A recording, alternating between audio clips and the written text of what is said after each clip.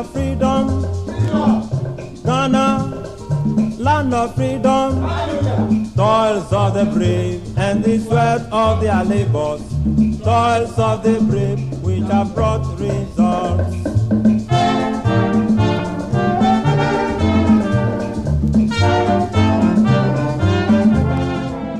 My name is Mick O'Neill.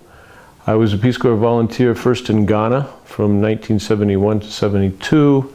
I was stationed in the town of Baku, way in the northeast corner of the country.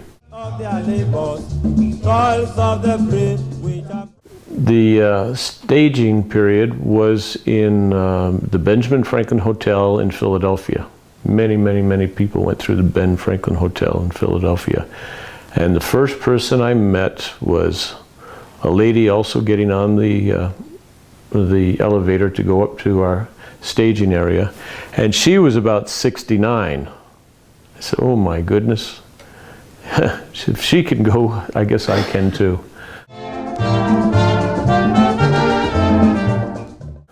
And it was nice because we had a large group of about, 150 or so trainees, and they matched us up at the university with approximately an equal size group of recent graduates from the Cape Coast Teachers College, Ghanaian graduates. So right away we had a chance to bond with Ghanaians going through the same process, because many of them were going to an area that they didn't know anything about.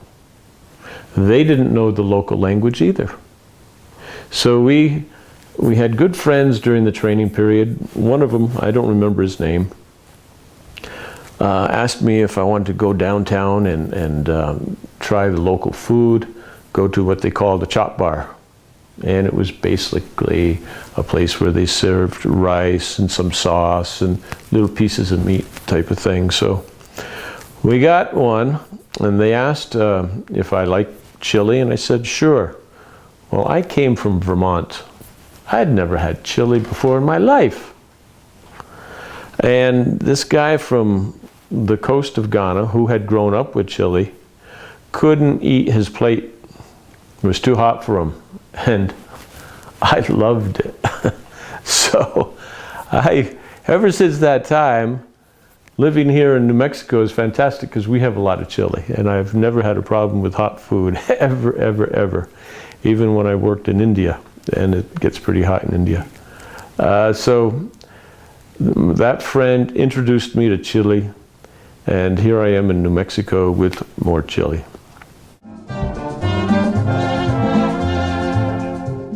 But we spent, what was it, maybe 6 weeks or something at Legon, and then we had to break and go to our site where we were going to have our particular jobs. I should back up and say this was a group of all secondary teachers. All 150 trainees on the flight coming over were all going to a secondary school somewhere in Ghana. They had a very large school program. So my site was in Baku. I had to hitchhike, take the bus, get on the back of lorries, trucks, buses, all this sort of thing to get to my site.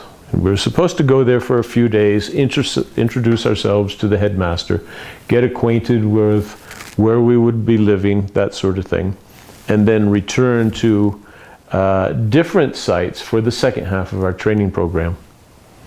And so all the people in the northern part of the country where I was going would then regroup in Tamale.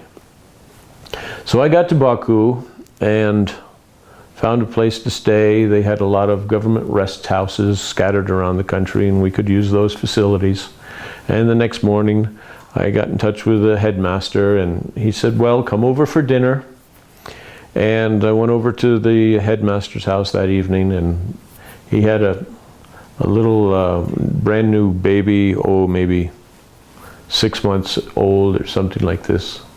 And we're all getting acquainted, sitting around chatting, and the baby wanted to sit on my lap. So I put her on my knee and bounced her for a while, and after a little while, my pants are a bit wet, drooling Well, of course they don't have any, what you would call nappies that they're wearing, so the little girl was very pleased to relieve herself a little bit at my expense, but that was nice. It made it a good bonding with the headmaster. So we were great friends after that. We had a good time. One day I was bicycling back home, and all of a sudden this big old snake like this goes vroom, right in front of me. I didn't crash, but it was close. And then some days later, teaching the class, the kids are all very attentive. Yes, sir, yes, sir. And all of a sudden, somebody outside yelled, "Snake!" And the whole school emptied. Whoa! And they're in this huge circle, throwing rocks at this poor snake. And most of the kids got hit with the rocks, but the snake, he still got a chance to get away. It's amazing. So, yeah, as Dan said, it's not always a pleasant experience, but it sure is transformational. We loved it. Fantastic. Thanks, guys. Thank you. Yeah. Thank you. Hi, I'm Frank Yates. I was in Ghana in the Peace Corps. I served from 1973 to 1976. I was stationed in Takoradi with the Forestry Department, and I also worked in Dabawasi in the western region at a forest reserve. And I was there for 3 years. I spent the first year designing a 4-mile road from Dabawasi up to the forest reserve boundary. And then we placed an order for a bulldozer to build the road. And then I spent the next 2 years building housing for the plantation in Dabawasi and also in Takoradi. And about 2 months before the end of my third year, the bulldozer finally arrived, and so the road never really did get built after all that time. So You ran into Jack. as I was coming down from Tamale in the north, we crossed Volta Lake on a ferry, and that takes about an hour or so, I think, to get across the lake. And it was a big lake. And a few miles on the south side of the lake, the engine on the bus caught fire. So they pulled off the road, and everybody got off the bus safely. We all had to get our bags and hike into town for about a mile and a half. And we stayed overnight that night. And the Ghana Transport Company did not bring a bus back the next morning for us to get out of there, so we had to find our own way back to our point south where we were headed.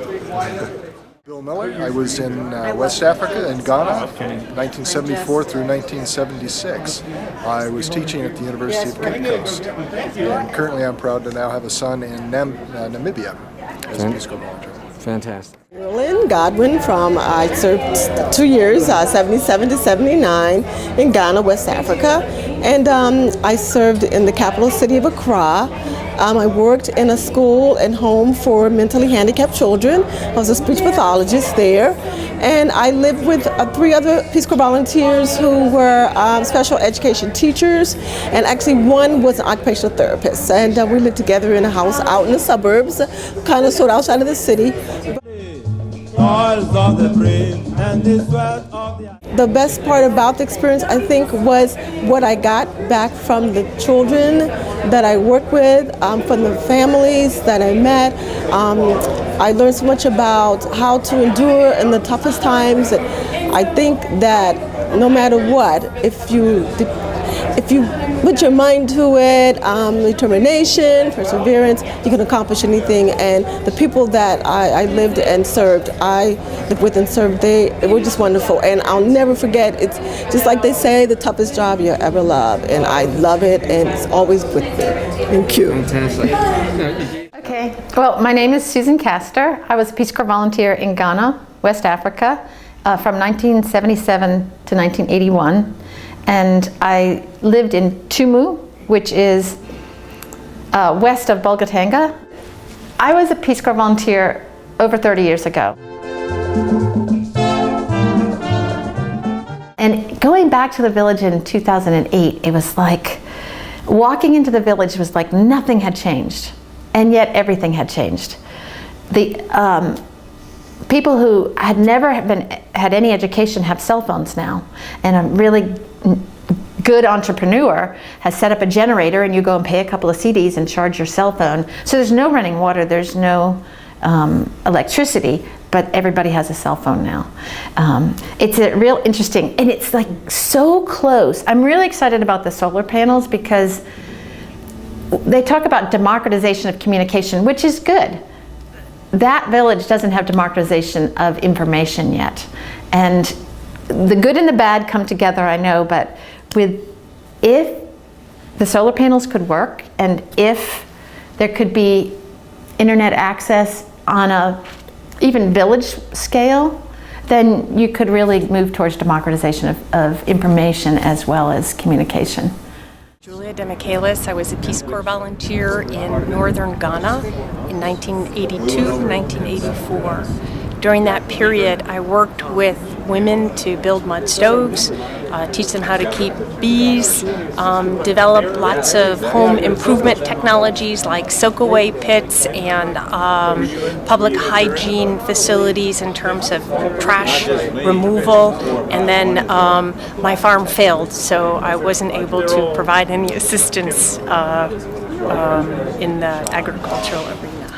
Of their labors, toils of the brave, which have brought results.